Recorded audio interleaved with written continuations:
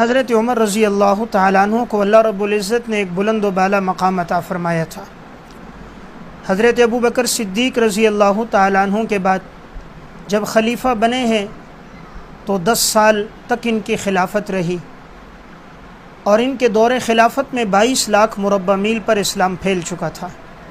اب یہ بات کہاں مخالفین کو برداشت ہوتی تھی، اور وہ نت نئے حربے استعمال کر رہے تھے مسلمانوں کو نقصان پہنچانے کے، لیکن وہ نقصان نہ پہنچا سکے اور فتوحات بڑھتی گئیں، اور لوگ جوق در جوق اسلام میں داخل ہوتے گئے، اور مختلف ممالک اور مختلف شہر فتح ہوتے گئے، یہاں تک کہ مسلمانوں کی تعداد دن بدن بڑھتی گئی۔ حضرت عمر رضی اللہ تعالیٰ عنہ کی شان و شوقت اور غلبہ کفار پہ بڑھتا گیا۔ حضرت عمر رضی اللہ تعالیٰ عنہ جب آخری دفعہ حج کر کے آ رہے تھے تو راستے میں حضرت عمر نے دعا کی تھی کہ یا اللہ میں اب کمزور ہو چکا ہوں، اعضاء کے اندر وہ توانائی بھی باقی نہیں رہی، وہ طاقت بھی باقی نہیں رہی، اے اللہ اب مجھے اٹھا دے۔ یعنی اشارہ اس طرف تھا کہ اب مملکت کی اتنی بڑی ذمہ داری ادا کرنا میرے لیے بہت مشکل ہے، اس لیے کہ فتوحات بڑھ گئیں اور دور خلافت بہت آگے تک بڑھ چکا تھا۔ حضرت عمر رضی اللہ تعالیٰ عنہ یہ دعا بھی کرتے تھے، اللہم انی اسألک شہادتا فی سبیلک و موتا فی بلد رسولک، یا اللہ تو مجھے شہادت کی موت عطا کر، اپنے راستے میں عطا کر، اور اے اللہ تو مجھے نبی کے شہر میں موت عطا کر۔ تو گویا انہوں نے 2 باتوں کی دعا کی تھی، ایک تو شہادت کی موت عطا ہو جائے، اور نمبر 2 مدینہ میں عطا ہو جائے، آپ صلی اللہ علیہ وسلم کے شہر میں عطا ہو جائے۔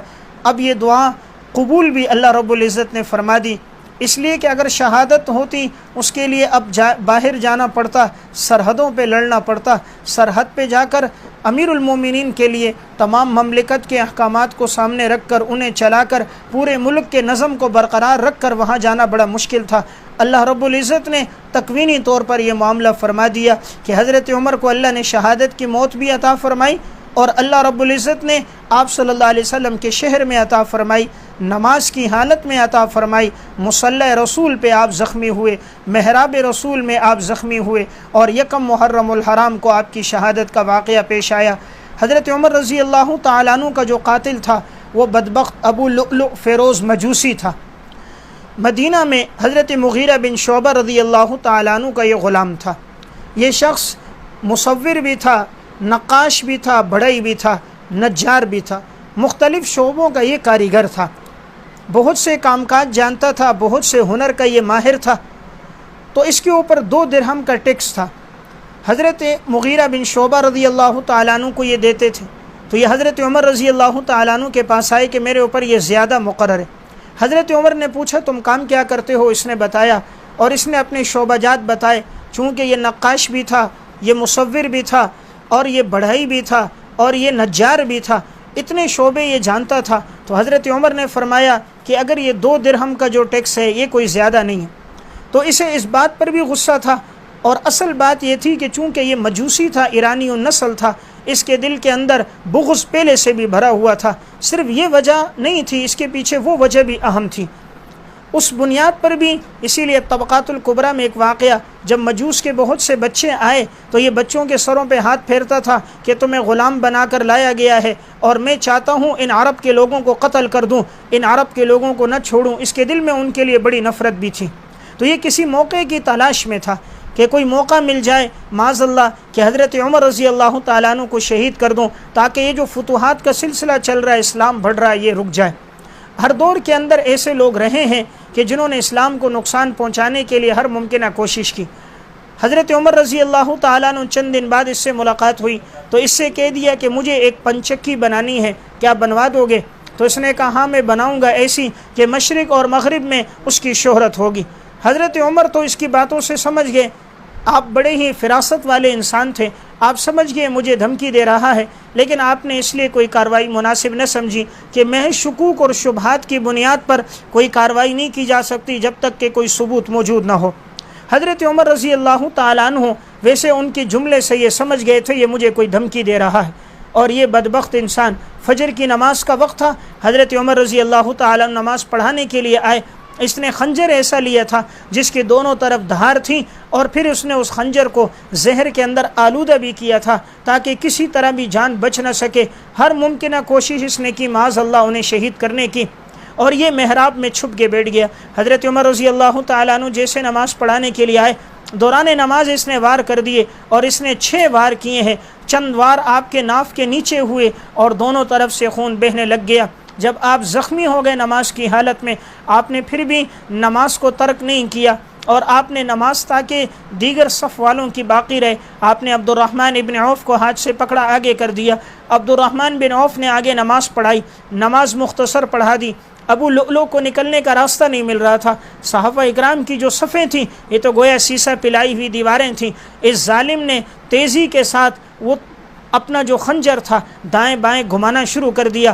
زہر آلود تھا جس سے 13 صحابہ اکرام زخمی ہو گئے، جس میں سے 9 صحابہ اکرام کی شہادت ہو گئی، اور بعض تاریخی روایات سے معلوم ہوتا ہے کہ 6 کی شہادت ہو گئی۔ لیکن آخر اس پہ چادر ڈال کے جیسے اس کو پکڑنے لگے تو اس نے وہی خنجر اپنے گلے پر اور سینے پہ مارا اور خودکشی کر دی۔ حضرت عمر رضی اللہ تعالیٰ عنہ کو جب لایا گیا، اب نماز مکمل ہو گئی۔ واقعے سے اندازہ کیجئے کہ حضرات صحابہ اکرام کی نگاہ میں نماز کی اہمیت، اور امیر المومنین کی نظر میں کہ نماز کو مکمل کروایا۔ جب گھر لایا گیا دونوں طرف سے خون بہہ رہا تھا، اور جب آپ کو دودھ پلایا گیا، شہد دیا گیا تو زخموں سے باہر آ گیا۔ اطباء بھی سمجھ گئے، بظاہر ایسا لگتا تھا شاید کہ ممکن نہ ہو کہ آپ کی جان بچ جائے، زخموں سے لگ رہا تھا شاید آپ کی شہادت ہو جائے۔ آپ نے پہلے نمبر پہ پوچھا یہ بتاؤ مجھ پہ حملہ کرنے والا کون تھا؟ حضرت عبداللہ بن عباس نے کہا کہ مغیرہ ابن شعبہ کا جو غلام تھا ابو لؤلؤ فیروز مجوسی۔ حضرت عمر رضی اللہ تعالیٰ عنہ نے فرمایا الحمدللہ میں کسی کلمہ پڑھنے والے کے ہاتھ سے قتل نہیں ہو رہا، کسی مسلمان کے ہاتھ سے نہیں ہوا، غیر مسلم نے میرے اوپر حملہ کیا ہے۔ حضرت عمر نے اس پہ اللہ کا شکر ادا کیا۔ حضرت عمر رضی اللہ تعالیٰ عنہ یہ جو 3 ایام تھے آپ کے زخمی ہونے کے ایام، 27 ذو الحجہ کو آپ زخمی ہوئے ہیں، 3 دن آپ زخمی رہے، اور 1 محرم الحرام سن 24 ہجری کو آپ کی شہادت ہوئی ہے۔ لیکن ان 3 ایام کے اندر بھی آپ پر رقت طاری تھی۔ ایک موقع پر آپ کے صاحبزادے نے آپ کا سر اپنی جھولی میں رکھا تھا۔ امام ابو نعیم اصفہانی نے حلیۃ الاولیاء میں لکھا، آپ نے فرمایا بیٹا میرا سر زمین پہ رکھ دو۔ زمین پہ رکھا تو اپنے گھال مٹی میں لگائے اور فرمایا اے اللہ تو عمر پہ رحم کر دے، اگر تو نے عمر پہ رحم نہ کیا تو عمر ہلاک ہو جائے گا۔ جن کو جنت کی بشارتیں دنیا میں مل گئیں لیکن آخری وقت میں ان پر بھی یہ کیفیت طاری ہے۔ حضرت عمر رضی اللہ تعالیٰ عنہ اپنے بیٹے عبداللہ ابن عمر کو بھیجا ام المومنین حضرت عائشہ رضی اللہ تعالیٰ عنہ کے پاس، اور ان سے کہا کہ تم کہو کہ میرا والد اجازت طلب کرتا ہے کہ اگر چاہو تو میں آپ صلی اللہ علیہ وسلم اور حضرت ابو بکر صدیق رضی اللہ تعالیٰ عنہ کے ساتھ مجھے بھی جگہ مل جائے کہ میری تدفین بھی وہاں ہو۔ عبداللہ ابن عمر وہاں پہنچے اور فرمایا کہ میرے والد چاہتے ہیں کہ میری تدفین یہاں ہو۔ ام المومنین حضرت عائشہ بھی رونے لگ گئیں، فرمایا یہ جگہ تو میں نے اپنے لیے رکھی تھی، لیکن اگر حضرت عمر مانگتے ہیں تو میں یہ جگہ ان کو دے دیتی ہوں اور میں انہیں اپنے اوپر ترجیح دیتی ہوں۔ عبداللہ ابن عمر آئے، حضرت عمر کو بتایا، حضرت عمر خوش ہوئے، لیکن فرمایا کہ میری شہادت کے بعد بھی میرے جنازے کو جب لے کر جاؤ گے وہاں پہنچ کر پھر اجازت طلب کرنا، ہو سکتا ہے انہوں نے میری زندگی میں دی ہو، اگر موت کے بعد نہ دیں تو مجھے وہاں نہ دفنانا، عام مسلمانوں کے قبرستان میں دفنا دینا۔ حضرت عمر رضی اللہ تعالیٰ عنہ کی شہادت کا وقت جب قریب آنے لگا ہے، اندازہ کیجئے اس بات سے انہیں امت کی اور امت کے اتحاد اور اتفاق کی بھی کتنی فکر تھی۔ انہوں نے 6 آدمیوں کو نامزد کیا، تم اپنے میں سے کسی کو خلیفہ بنا دینا، حضرت عثمان، حضرت علی، عبد الرحمن بن عوف، سعد بن ابی وقاص، حضرت طلحہ، حضرت زبیر، کہ تم اپنے میں سے کسی کو خلیفہ بنا دو۔ زخمی حالت میں بھی اعمال کا کتنا عمل، شریعت کا کتنا اہتمام تھا۔ ایک نوجوان آیا حضرت عمر رضی اللہ تعالیٰ عنہ کی عیادت کے لیے، اس کے پانچے ٹخنوں سے نیچے لٹک رہے تھے۔ حضرت عمر نے فوراً کہا پانچوں کو اوپر کر دو، اللہ کا حکم بھی پورا ہو جائے گا، تمہارا لباس بھی صاف ستھرا رہے گا۔ یعنی زخمی حالت ہے لیکن شریعت پر کتنا عمل ہے، ایسے موقع پر بھی منکر کام کو دیکھا ہے تو فوراً ہی نکیر کر دی۔ 3 دن آپ کی زخمی حالت میں گزر گئے، زخموں کی حالت میں تھے۔ 1 محرم الحرام جب آیا تو حضرت عمر رضی اللہ تعالیٰ عنہ کی شہادت ہو گئی۔ اللہ رب العزت نے کیسی موت انہیں عطا فرما دی۔ اب جب انہیں لے جایا گیا حضرت عمر رضی اللہ تعالیٰ عنہ کو، اور حضرت عائشہ رضی اللہ تعالیٰ عنہ گھر پہ تھیں، حضرت عمر کا جنازہ رکھا گیا، پھر اجازت طلب کی گئی اجازت دی گئی تو اجازت کے بعد حضرت عمر رضی اللہ تعالیٰ عنہ کو لایا گیا تو گویا ایک طرف جناب رسول اللہ صلی اللہ علیہ وسلم ان کے ایک جانب میں حضرت عمر رضی اللہ تعالیٰ عنہ کی قبر، دوسری جانب میں حضرت ابو بکر صدیق رضی اللہ تعالیٰ عنہ کی قبر۔ ساری زندگی حضور کے ساتھ رہے، ہر موقع پر حضور فرمایا کرتے تھے دخلت انا و ابو بکر و عمر، خرجت انا و ابو بکر و عمر، فعلت انا ابو بکر و عمر، آمنت انا و ابو بکر و عمر، میں نے ایمان لایا، میں داخل ہوا، میں نکلا۔ ہر موقع پر آپ نے ابو بکر عمر کا اپنے ساتھ تذکرہ کیا۔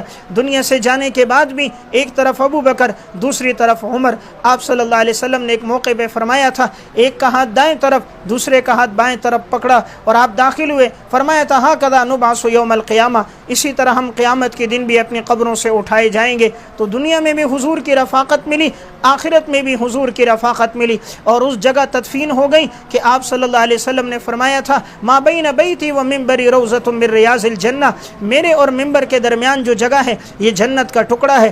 جنت کے ٹکڑے میں جناب رسول اللہ صلی اللہ علیہ وسلم کی رفاقت میں اللہ رب العزت نے آپ کو جگہ عطا فرما دی۔ تو کیسی بلند و بالا زندگی گزار کے گئے، کیسی اچھی زندگی ملی۔ اللہ نے شہادت کی موت عطا کی، مدینہ طیبہ میں عطا کی، نماز کی حالت میں زخمی ہوئے، منبر رسول کے قریب اور محراب رسول میں مصلی رسول پہ زخمی ہوئے، یکم محرم الحرام کو شہادت مل گئی۔ اللہ تبارک و تعالی ان کے درجات بلند فرمائے، کروٹ کروٹ جنت کی بہاریں نصیب فرمائے، اور ہم سب کو امیر المومنین حضرت عمر بن خطاب رضی اللہ تعالیٰ عنہ کے نقش قدم پر چلنے